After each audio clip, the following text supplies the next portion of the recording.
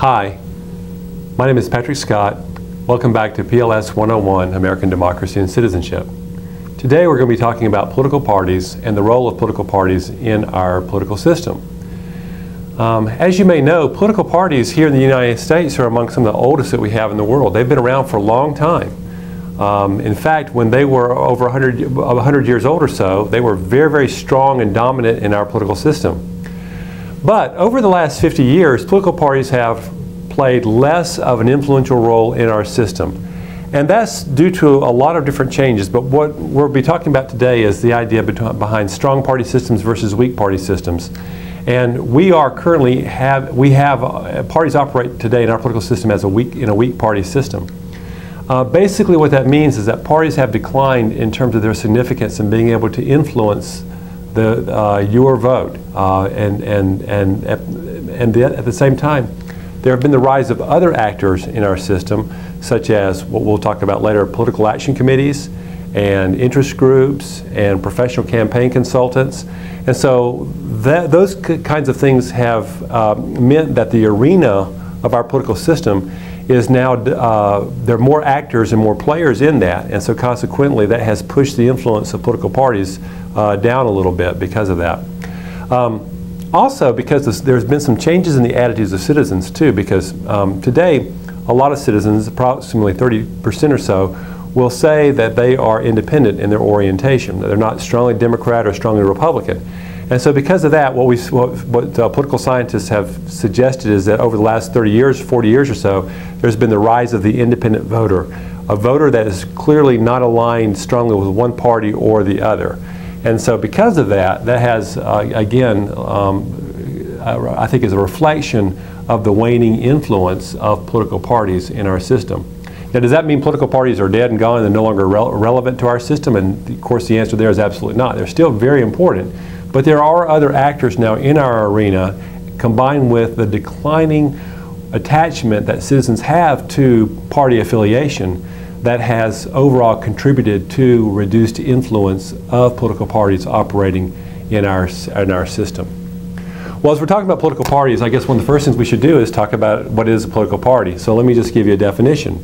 As you see right here on the graphic, a political party is a coalition of individuals organized to recruit, to nominate, and elect individuals to office. They help run the government. They create and implement shared political goals. Now, parties are important to voters for a lot of reasons, and if one of the most important benefits that parties provide voters is that they provide a shortcut to voters in terms of how you should vote. Obviously, for example, let's say you're looking at a ballot in an election and there are candidates for many offices running. And the question here is, as important to you as the people's views and their stances on issues, are you going to have the time to look at each candidate for each office and their stances on the issues, where they stand on the various issues? And obviously that's a very, very difficult thing to do, particularly if you're participating in an election where you have many different seats or offices that you're voting for. So the nice thing about parties is they provide a shortcut to you, because simply by knowing the party label, the political affiliation, you may cast your vote for a particular member for that given seat or office being contested. So in that regard, the parties play a very, very useful shortcut role for you, because chances are, even though you may not agree with a candidate on every single specific position, simply by knowing that person's political affiliation or their party affiliation, that will help you decide for whom to cast your vote. Now, in the United States, we have, of course, many parties that operate. A lot of people think we only have the Republicans and Democrats, but obviously we have many parties that operate at the state, local, and even national levels. But of course, we are characterized by we're dominated by by the two major parties. So we're called a two-party system. The two major parties have always had sufficient appeal for voters, so that third parties or smaller minor parties have not had much of a chance for success. And this is beginning to change a bit, but again, we are still characterized by a two-party system, a broad-based two-party system. Now, as we talk about Republicans and Democrats, what is the biggest issue in your mind that divides or that separates Republicans from Democrats? Is there one particular issue or set of issues that determine whether people are likely to vote more for Republican Party positions or Democratic Party positions? And I think there is.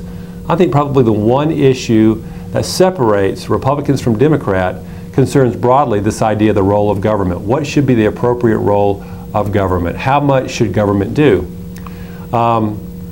Democrats, for example, as you know, believe that government should play a very large role in various aspects of our society, such as social welfare, regulating business, regulating the economy, ensuring the health and safety of workers. So government is playing an active role. According to the Democrats believe that government should play an active role. They should play an active role in trying to ensure equality, more of a just society, provide educational opportunities, provide housing opportunities, to moderate or alleviate the conditions of poverty. So this is the idea of government playing an active role. By contrast, Republicans call for more of a limited role of government. They believe that by and large that we should cut taxes where possible, we should reduce government spending and consequently government services and programs along the same areas that I was suggesting. There should be less regulation of business. There should be, however, interestingly, more support for other government programs such as defense. So the idea that we were talking about before with the different ideologies, the liberal versus conservatism ideologies, those tend to comport by and large with the Democratic versus Republican Party positions. Not always, not completely, but you see obviously a correlation between the two. Now, would it be fair to say, because this is actually kind of an interesting point, would it be fair to say that all Democrats are liberal or all Republicans are conservative? And as we're going to talk about a little bit later, you'll see that's clearly not the case. There are plenty, both parties see themselves as big tents, and they want you to come in as a voter under their tent. So they say, for example, that the Republican Party says that it's okay to be, for example, pro-choice and be a Republican, or to be pro-life and a Democrat. All right? You can be a conservative Democrat or even a moderate or liberal Republican. You see, so there's plenty of room in both camps, and the goal of both parties is to attract as many voters as possible, because the goal of parties, more than anything else, is to win elections. And so again, even though you see a correlation between liberals and Democrats and Republicans and conservatives, be a little careful about that, because again, there can people who are in the Democratic Party who call themselves Democrats can be conservative, and vice versa for the Republicans. They can be liberal or moderate. And so again, I just point that out to you, just keep that in mind, because not all conservatives are Republican and not all liberals are Democrat by any means.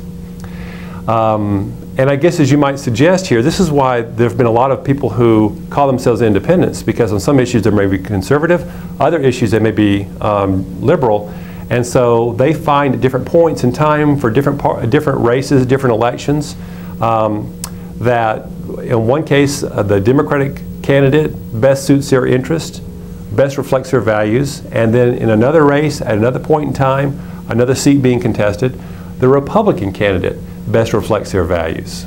All right, so that's why a lot of people call themselves independents. Now, as we're talking about political parties, it's also very useful to see how does the U.S. political system compare with other democracies. And again, I would suggest to you that parties over in many Western European democracies are very different. They have a system with many parties. Those parties are very strong. Those parties are very ideological in nature, all right? Where we tend to be more broad-based and less ideological, those parties tend to be more narrow in their ideological orientation, all right? And what I'll say to that, what I mean by that, is that here in America, the parties are willing to water down their positions if it means attracting more votes. The true believers may not like it when the party waters down their positions, if you will. Let's say that you're a true conservative. You don't want to see the Republican Party watering down their positions on certain issues that are important to you, but parties will do that here in America if it means to attract more votes. They're willing to trade off their ideology for more votes. In many European countries, though they're characterized as being strong, narrow, and ideological in nature, they are less willing to trade off their beliefs for more votes. They'd really rather adhere to their strong and narrow set of beliefs, as opposed to, even if it means not getting as many votes in the process. They're not willing to trade off their beliefs for more votes over in many European party systems. Now, more formally, let's talk about the different aspects of ways we can characterize the differences between U.S. Political systems, our party system, and the party system that you have over many European democracies. The first point of difference is something called the level of centralization. All right, now what that basically means, this applies in a lot of different ways in terms of, like for example, if you've had courses in business, you might talk about an organization being centralized or decentralized. And basically the idea applies in a lot of different ways, but it's the degree to which decision making is shared. If it's shared by many people, it's more decentralized in nature. If it's shared by fewer people, then it's more centralized in nature. So a centralized organization basically means that only people at the top make the key decisions in an organization. That's a very centralized organization. Decentralized organization means the opposite. People throughout all levels of the organization play a role, an important role, in making decisions, and in particular in terms of the most important decisions. Well, that same idea of centralization applies with respect to the party system. In a centralized party system, leaders of the party, particularly at the national level, make most of the decisions for that level, as also for the lower levels, the regional governments or even local governments. In a decentralized system, and that's more of a grassroots orientation, and what I mean by that is that decision making is shared, and there's not anyone at the top hierarchy at the national level calling the shots and telling what the state and local political parties can do. Okay? So basically decision making is dispersed in the U.S. political system and the U.S. party system. It's more decentralized in nature. National leaders do not control party activities. They do not handpick candidates at the state and local levels. Okay, that's an example of that. So one big difference between our system and the party systems in many European democracies is this idea of the level of centralization. Okay, much more centralized across the Atlantic. A second distinction between our party system and many European parliamentary democracies and the parties there is the idea of the role of primary elections. Here in the United States, candidates are generally selected by voters in a primary election. A primary election is, just to make sure we understand what this means, a primary election is the election where members of the same party are running against each other for that party's nomination. All right? In a lot of ways, if you think about the general election versus primary elections, you have to win the primary in order to get to the general election. I think about that in the same idea as in sports. The analogy is playoffs. You have to win the playoffs in football to get to the Super Bowl. All right, you have to win in baseball. You have to win the National League versus the American League division title in order to get to the World Series. So the idea here is that in primary elections in the United States, primary elections are used quite a bit for candidates who are competing for the party's nomination to become your party's candidate for that office being contested. And that's different from many European countries because it's, again, primary elections are something that's very rare, a rare occurrence over many European countries. Instead, candidates often tend to be handpicked by party leaders. Again, that goes back to this idea of centralized versus decentralized level of control. Candidates are selected by party leaders. There is very, very little use of a primary elections over in European countries. All right? Here it's the voters selecting candidates in the same party to win a particular race for that party's nomination. And over many European countries, that's not the case at all. Okay. A third point of difference between our party system and those you find in many European countries is, again, this idea of ideology. And I've already talked about this a little bit, but again, let me just reinforce the point. Here, the parties are broad-based in their nature and their orientation. The parties in many European countries are narrow, often extreme. All right, they're more pure in a way. All right, in terms of their belief system, they don't try to appeal to a broad spectrum of voters. They simply want to maintain their viewpoint. And in a lot of ways, let me show you this graphic here because this kind of shows you a little bit of a comparison between our party system in terms of its ideology versus those in many European countries. If we were to, for example, draw a picture here of the American voters, we're going to see basically that there are people who identify as liberal and moderates, and we could draw a circle toward the middle of that bar. And then the same thing for the conservatives. We have people who are true conservatives, but there's also people who call themselves conservatives but are not as strongly oriented toward as far as ideological as some are in that party. So again, we've got two broad circles here and you see there's a lot of overlap between the two. And the point here is where there's an overlap, where is that intersection? That is where America votes. That's where many of the voters are, those moderates, those people who call themselves independents. And the parties, the Democratic Party and the Republican Party, really try to move toward the middle to try to curry the favor and the support of all of those voters in the middle there. They want them to come, say, and join our party. So you see there's a lot of overlap between the Democratic and Republican Party platforms. There are clearly differences between Republicans and Democrats, but my point I want to share with you is there's plenty of overlap there too. And I will tell you this, in most elections, the party and the candidates that are most successful in running to that middle ideological position are the ones that are most likely to win an election. All right, by and large, that tends to be the case, be it a presidential election or other elections as well.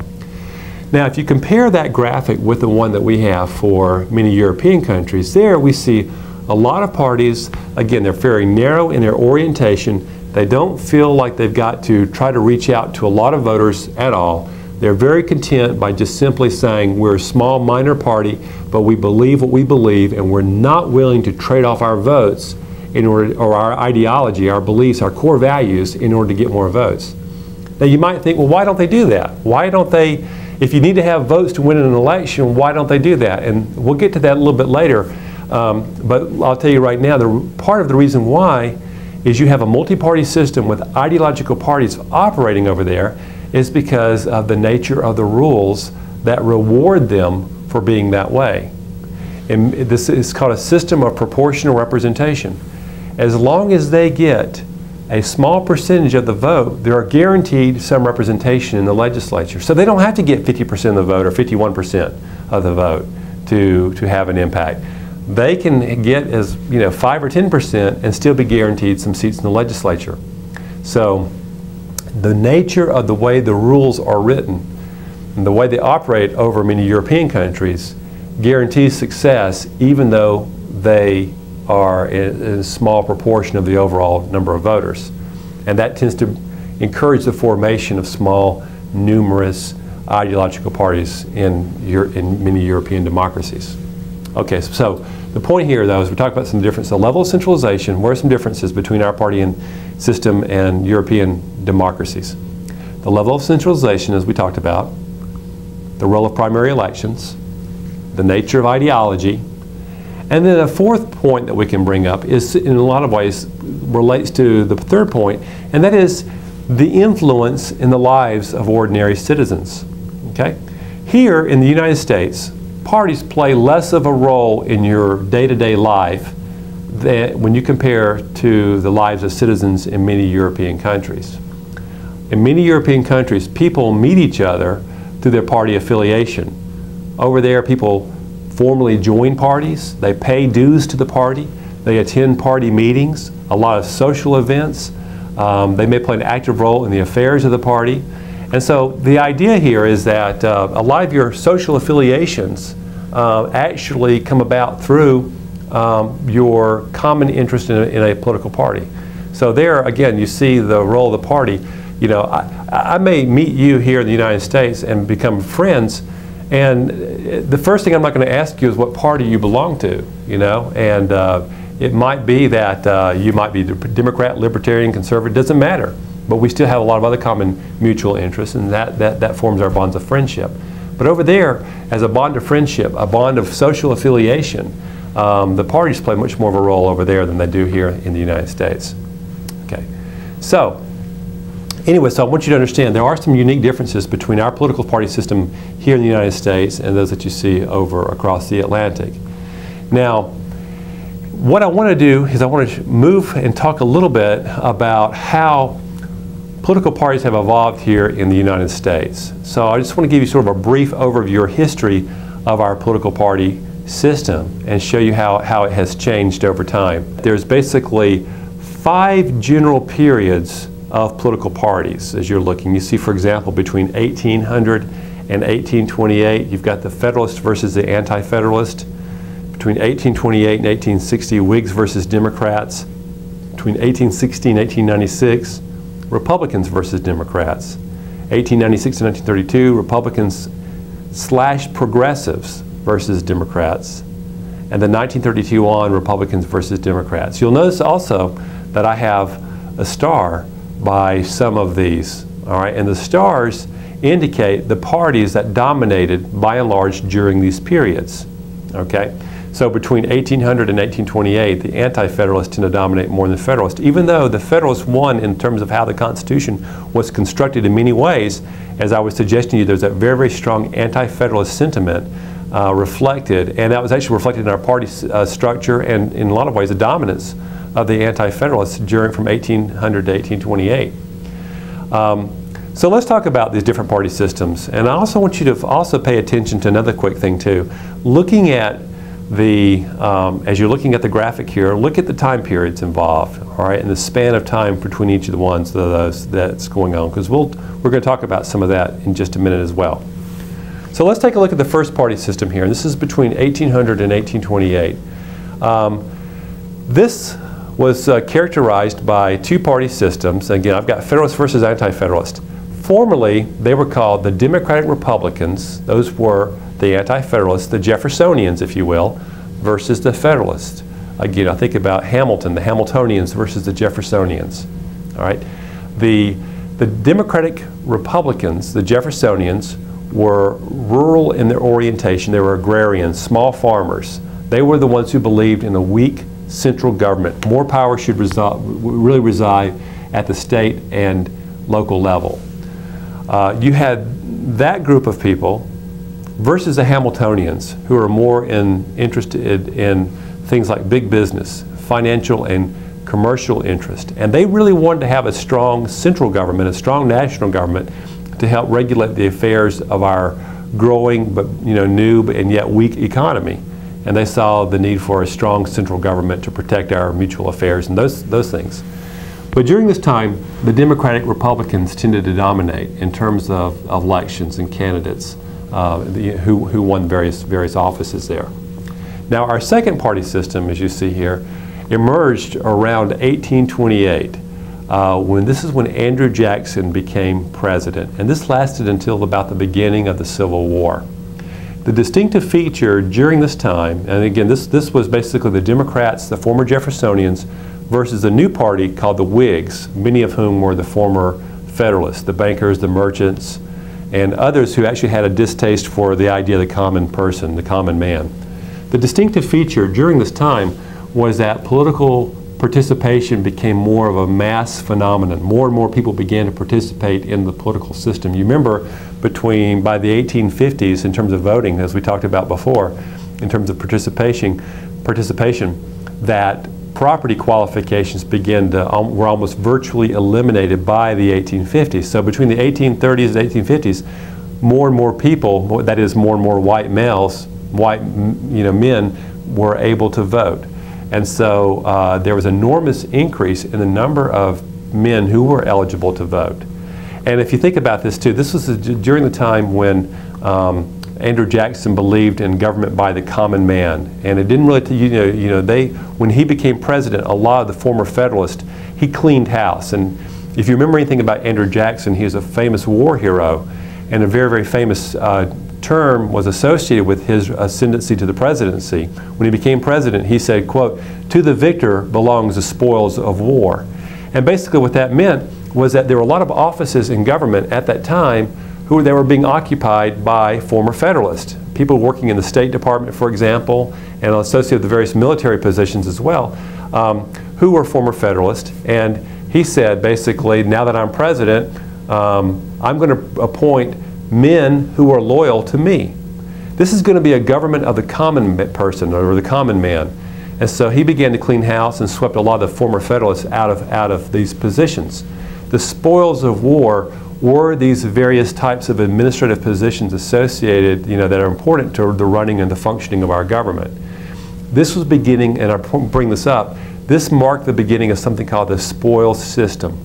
And the spoils system is the idea that when somebody becomes elected to office and they have control, they ought to have, like when a new president comes in, the president ought to have control. If the president is the chief executive, the head of all the different executive agencies, what we today call the bureaucracy, if the president is head of the bureaucracy, he ought to have the right to make sure that the bureaucracy is responsive to his direction, to his agenda, to his prerogatives. And so if you have a president who are elected by the people, he has a mandate to carry out certain things, he needs a bureaucracy to help carry out his policies. So in order to have that, you've got to have people who are at the head of bureaucracy. Today, for example, the modern day equivalent, the Secretary of Defense, the Secretary of Labor, Secretary of Health and Human Services. These people have to be loyal to the president to make sure that they help carry out his policies. So they help to move the bureaucracy, move these administrative agencies in the direction that the president wants to go. Well, all of that actually had its roots in the beginning of the spoils systems with the rise of Andrew Jackson as president, when he cleaned house and he said, "To the victor belongs the spoils of war." That's how we get the term spoils system from. Interestingly, again, this was the party over here was the Democrats versus the Whigs. Andrew Jackson was a Democrat. But the Democrat back then looked very, very different than the Democrat of today. Again, a lot of the Jacksonian Democrats were former Jeffersonian Democrats. They favored small government, which are like Republicans today, and they also favored a government of the common person, somewhat like Democrats today. All right, so it's kind of a hybrid in terms of that. But again, you see that the Democrats back then were a little bit different from the Democrats that we see today. Now, by the 1860s or so, of course, we begin to have the rising issue of slavery and, of course, the Civil War. The whole issue of slavery split both parties and new ones emerged. So from 1860 to 1896, you have a new party system, and this is the Republicans versus the Democrats. The Republican Party rose, and its basic platform was anti-slavery, and it came to dominate national politics. Now, the Democratic Party was basically split in two between a northern wing and a southern wing over the issue of slavery, and they ran separate candidates for president in 1860. The Republican Party during this time was comprised of former Whigs, merchants, businessmen, and small farmers in the North. They were pro-business, which means that they attracted a lot of support from industrialists located in the big cities of the North. Okay? And during this period from 1860 to 1896, the Republicans dominated. The Democratic Party was the party of the South. This was led by people like John C. Calhoun. He was a person, for example, who believed very, very strongly in the idea of the doctrine of nullification, the idea of states' rights. The states had the right to declare federal laws null and void if they conflicted with the Constitution. The Democratic Party was anti-federalist in nature, but it also drew a lot of support from, in the northern part of the Democratic wing, from immigrants coming in and city leaders. Now, this is a little bit complicated, but I want to share something with you that is important to help you understand what happens during the next time in the in the 1880s and 1890s. Think about what was also going on. So we have the South basically now being dominated by Democrats, being under control, federal control during the period of Reconstruction. But we also see in the North here a lot of the time the beginning of the rise of something called the city machine. There was a huge tide of immigration, of people coming in from other countries, coming in particularly and settling in some of the cities, the major urban areas in the North. And associated with that was politically the rise of the city machine, or something also called as machine politics. We talk about, for example, in your history, the city machine in New York, which is a political organization. It was called Tammany Hall, and it was headed up by city bosses, in this case Boss Tweed. And the point here is interesting about this was that city governments in these large urban areas were taken over by these political machines, by these city bosses, and their power was perpetuated by how they hired people in their jobs and filled their jobs. they basically filled various city jobs based on the basis of political loyalty. Again, a lot of this goes back to the Jacksonian era, but this is basically the spoils system actually in full bloom, if not even further than that, sort of the dark side of the spoils system. So the political machine is a party organization. It recruits its member. It provides tangible incentives such as money and various jobs. And so at one time, many local party organizations were machines. In fact, Chicago still has a machine, although it has declined considerably since the days of its mayor, Richard Daley. But in the 1800s, the machines were corrupt. When immigrants began to come into into America in large numbers, particularly in the eastern cities, the machines were there to provide them all sorts of services, such as an informal welfare system and as a job. And so basically, if you think about this, you're coming off to America to start a new life, and the minute you get off, say at Ellis Island, you hear somebody speaking your language, and they ask you, how can we help you? And you're thinking, well, this is wonderful. And they ask you, do you need a job? And you say, yes, this would be great. Do you need a place to live? Yes, I do. Do you need to have classes to educate your children so they can learn English? Oh, yes, please. So in return for these kinds of favors, and here you are now as a new immigrant having arrived to America. You've got a job, you've got a place to live, you're taking English classes in English, your children are being educated, and in return, what do they expect of you? And that is simply your support at the polls. So, come election time, you need to support Boss Tweed. Boss Tweed has provided you all of these benefits. I'm sure that we can rely upon your support come election time. And in fact, what we want you to do is to vote early and vote often. Go around round up your friends and have them as well. All right? And if you're loyal and you do a good job in bringing other people to vote for Boss Tweed or other leaders here in the city for these various positions, if you're doing such a good job, we might even give you a real plum, and that is a city job. We might make you Director of Public Works.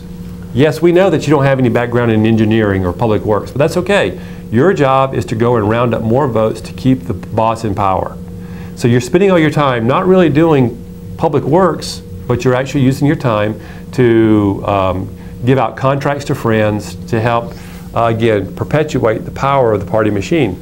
All right. So because of that, the political machines were very effective in turning out huge votes to support them, and especially in those cities that were heavily populated by immigrants.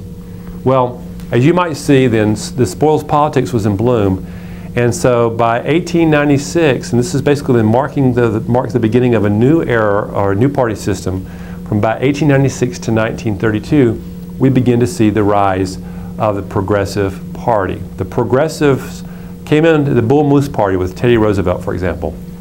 But there were other progressives too, and many of them began to align themselves with the Republican Party.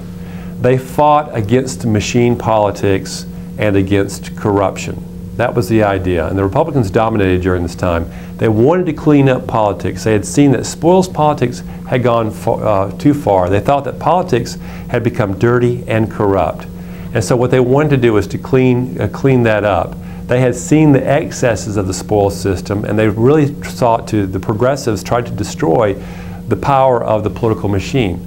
Now, how did they try to do this? Well, the progressives called for such types of reforms as primary elections to replace the tendency for people to be handpicked by party bosses. They called for strict voter registration. They wanted to make sure that people could not vote early and vote often. And in fact, in some of the cases, there were actually people who were deceased who were shown as voting. So dead people were voting. So they were actually trying to, by creating a system of strict voter registration, you would stop that tendency. And these types of measures had the effect of weakening machines. Also, what was interesting is that they tried to also clean up clean up the system for how you hired people in government. There were some reforms that were going on that were designed to basically change the basis of hiring from political loyalty to merit. You should, in the city government, if you're director of public works, you ought to be hired on the basis of your expertise. So the idea, they tried to shift from patronage to merit or hiring on the basis of your technical qualifications. You're being hired on the basis, or trying to be hired on the basis of what you know, as opposed to who you know. And just to give you an important, why the progressives believed in this, just to give you an example, in the late 1800s, James Garfield, one of our presidents, was assassinated by a disappointed office seeker. When he became president, there was someone who said, wrote a letter to President Garfield and said, I supported you in your campaign. I gave money to help make sure that you were elected president. Now I would like to have a position as an ambassador somewhere over in Europe perhaps, or at least as a top-level attaché or something. And Garfield refused the appointment, and he's coming out of his office one day and he was assassinated. A lot of people, that really stirred a lot of reverberations throughout our country and among our leaders, and said perhaps spoils politics had gone too far. And we'll talk about this later on in our chapter when we discuss bureaucracy. But what that led to was the passage of the Pendleton Act, which basically in the late 1800s was designed to move away from patronage forms of hiring to merit-based forms of hiring. So we're going to try to transform our government from one based upon, and this is at the state, local, and federal level here, one based upon patronage to one based upon technical merit and expertise. It was a gradual change. It didn't happen overnight, but that was a very important passage of the Pendleton Act, was a very important milestone in that regard. But again, my point here in sharing all this was that that was a reflection of, and the desire of the progressives to kind of clean up government, to clean up spoils politics, not only at the local level with the machines, but also at the state and national levels too. So we had that going on here all the way from about 1932. Now, from about 1932 on, we have a new party system that's more or less Democratic versus Republican. And during that time, more or less, the Democrats have dominated. As you know, in 1929, we had a terrible event in our country, the Great Depression, with the fall of the stock market, the crash of our stock market. And people began to, because of that, it had economic disasters throughout our country. There were lots of other factors that participated in the fall of our stock market and our crash. Part of it was our tariff policies and our international trade. But because of that, because of the Great Depression as it set in, unemployment went up to about 25%, and there were long breadlines, and people were trying to find jobs, they couldn't find jobs. Poverty was very, very high, and rampant starvation was very, very bad at that time. And there are interesting books that were written about that era. For example, I think about John Steinbeck's The Grapes of Wrath. And that's a very good depiction of how people, talking about how people moving out in the Midwest were losing their farms and trying to move to new places to find a better life. But the point here in all this was that the Great Depression really caused people all across our country to begin to lose faith in the Republican Party. During that time, up to that point, the Republican Party and the progressives were dominating our politics. But with their views about limited role of government in terms of not playing a major role in regulating economic affairs, they blamed the Republicans, their hands-off, laissez-faire capitalism, as partly responsible for the Great Depression. And so it really shifted people's viewpoints toward a more positive role for the federal government to play a role in terms of alleviating these economic conditions here that were brought on by the Great Depression. And so people across the United States began to abandon the Republican Party in droves and join up with the Democrats. And during that time, Franklin Delano Roosevelt was a Democratic candidate. He was elected in 1932. And as part of his platform, he said, he comes in riding on a white horse. He says, like me, I will put America back to work. And he proposed something called a New Deal, a program, a massive new plan for dealing with the Depression, for creating all of these different kinds of programs to put America back to work, and providing some type of Social Security and welfare program to some kind of safety net to help minimize and alleviate the conditions of poverty across the country. Franklin Delano Roosevelt's election signaled the beginning of a new coalition of voters. The Democratic Party basically now began to draw their strength from the South as well as from many urban areas of the North. And many of those urban areas had been, up to this point, heavily Republican in nature. So this was an important election because the Democrats became the dominant party from 1932 at least into the late 1960s. The New Deal coalition of Democrats retained control of the White House, with one exception, That was the election of Eisenhower in the 1950s for 2 terms. But up until, from 1932 up until the late till basically the election of Richard Nixon in 1968, the New Deal Democrats were successful in keeping a Democratic president in the White House, except with that one exception of Eisenhower. What kind of pattern do you see from one period to the next? How much time is taking place, or do each of these tend to last? And you see about 30 years or so seems to be what's going on. Well, this has led a lot of scholars to consider the possibility of this idea of party realignment. And what the argument that they make here is that our parties have shifted about every 30 years, a major realignment or a major shift from one party to another. And that generally tends to happen around a set of issues or a single issue or something that divides the voting population, the electorate. They tend to occur during times of economic or social upheaval. If you think about this, all right, look at as an example of 1860. You know, the major issue there was slavery, which divided our country in half. 1932 with the Great Depression. Okay, it's times of major social economic upheaval.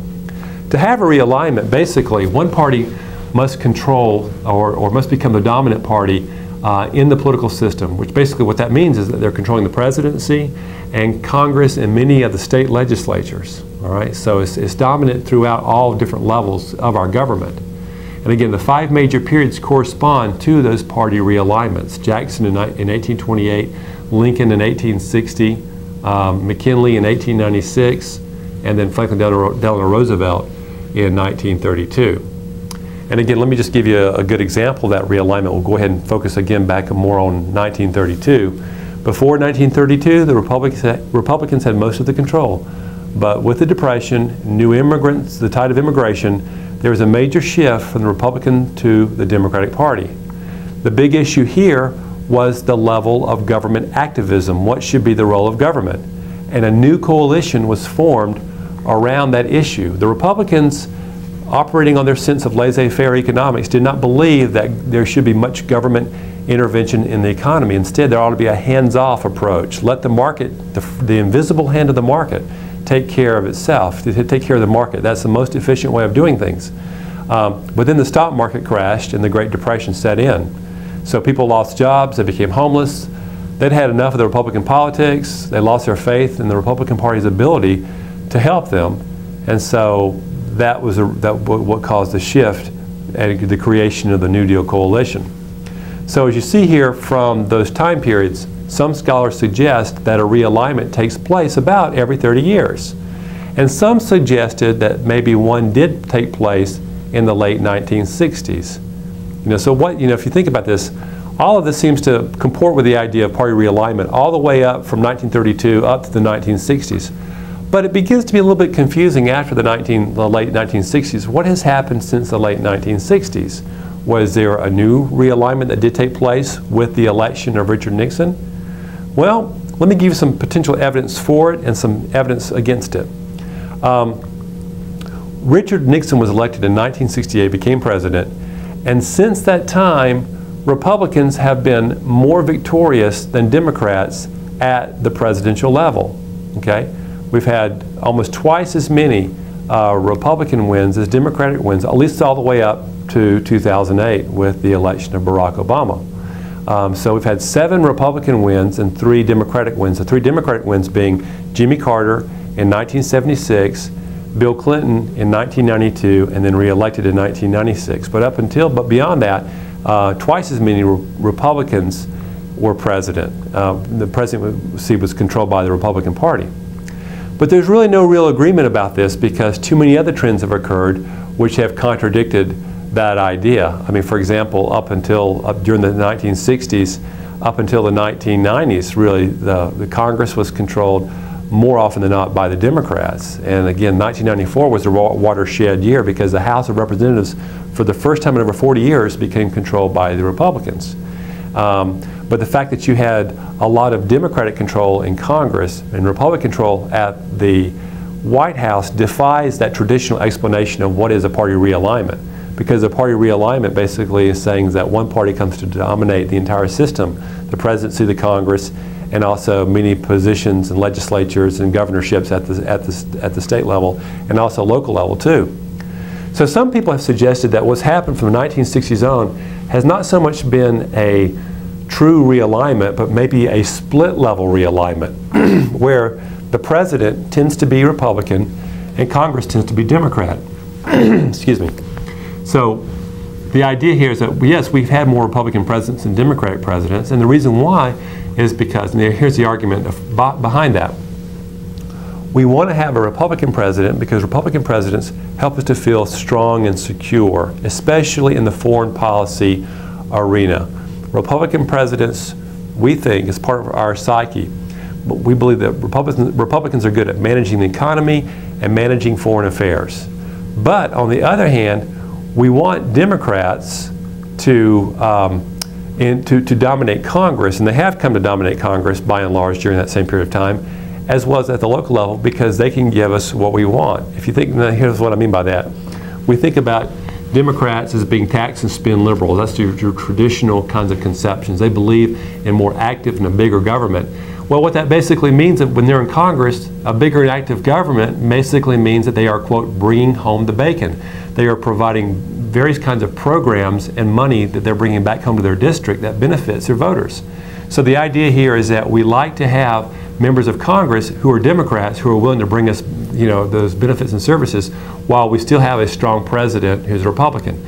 So again, they suggest that this idea of split level realignment, we like to have a strong Republican president, but also a Congress that's dominated by the Democrats, because they are the ones who are going to please their constituents by ensuring lots of government programs that are brought back home to their district. Okay, now that's just one idea. Other people have suggested that no, there really hasn't been a true realignment since the late 1960s, nor has there been really a split level realignment, but rather instead, another camp of people suggests that what's really been happening is something they call a de-alignment.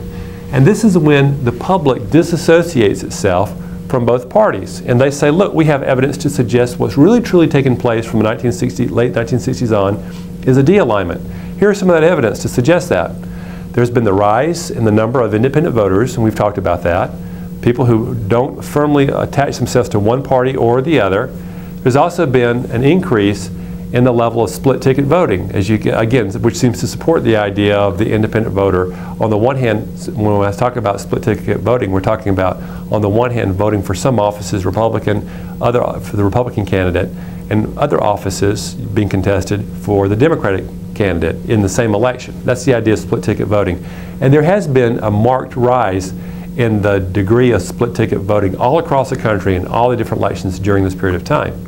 So what they suggest is that really the best way to characterize what's happened from the 1960s on is this idea of de-alignment. I don't think there's a really clear answer here, but I would say certainly there has not been a true realignment to the same level that we have seen in prior periods of our history. Now we're going to stop at this point. This is a nice time to take a break, and when we come back during the next time, we're going to talk a little bit more about our two-party system. Why do we have a two-party system, and the factors that give rise to the maintenance and the perpetuation of that two-party system here in the United States. And beyond that, we're also going to, again, firm up the idea behind a weak party system versus a strong party system, to talk about the different indicators of a weak party system versus a strong party system. And then lastly, we'll talk a little bit about parties as they operate here in the state of Missouri. So we'll talk a little bit about Missouri parties as well. So until then, this is Patrick Scott. We'll see you next time. Thank you.